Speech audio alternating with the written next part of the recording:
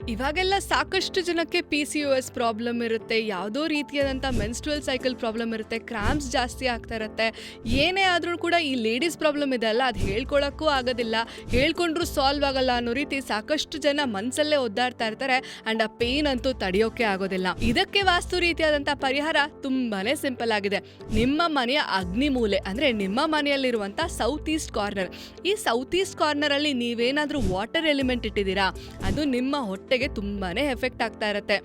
ನಿಮ್ಮ ಮನೆಯಲ್ಲಿ ಏನಾದರೂ ಸೌತ್ ಈಸ್ಟ್ ಕಾರ್ನರಲ್ಲಿ ವಾಟರ್ ಎಲಿಮೆಂಟ್ ಇದ್ರೆ ಅದನ್ನ ಇಮಿಡಿಯೇಟ್ ಆಗಿ ಸ್ಟಾಪ್ ಮಾಡಿ.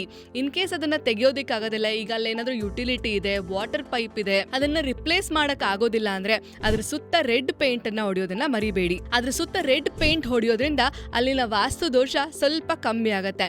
ಇದ್ರ ಜೊತೆಗೆ ಸೌತ್ ಈಸ್ಟ್ ಕಾರ್ನರ್ ಅಲ್ಲಿ ರೆಡ್ ಕಲರ್ ಬಲ್ಬ್ ಹಾಕಿ ಬಿಡೋದ್ರಿಂದ ಅಥವಾ ಪ್ರತಿದಿನ ಅಲ್ಲಿ ಇದು ಒಂದು ದೀಪವನ್ನ ಹಚ್ಚೋದ್ರಿಂದ ಕೂಡ ನಿಮ್ಗೆ ಆಗ್ತಾ ಇರುವಂತಹ ಒಂದು PCOS ಪ್ರಾಬ್ಲಮ್ ಖಂಡಿತ ಕಮ್ಮಿ ಆಗುತ್ತೆ.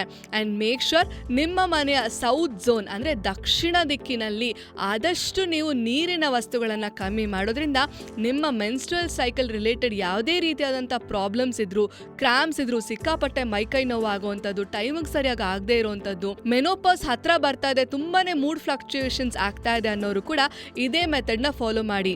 ಮೆಥಡ್ ಸಿಂಪಲ್ ಇದೆ. ಸೌತ್ ಈಸ್ಟ್ ಅಲ್ಲಿ ಯಾವುದೇ ವಾಟರ್ ಎಲಿಮೆಂಟ್ ಇರಬಾರ್ದು, ಇದ್ರೆ ಅದನ್ನ ರೆಡ್ ಪೇಂಟ್ ಮಾಡಿ, ಜೊತೆಗೆ ಅಲ್ಲಿ ರೆಡ್ ಕಲರ್ ಬಲ್ಬ್ ಹಾಕಿ ಅಥವಾ ಪ್ರತಿದಿನ ದೀಪವನ್ನ ಹಚ್ಚೋದು ಇಂಪಾರ್ಟೆಂಟ್.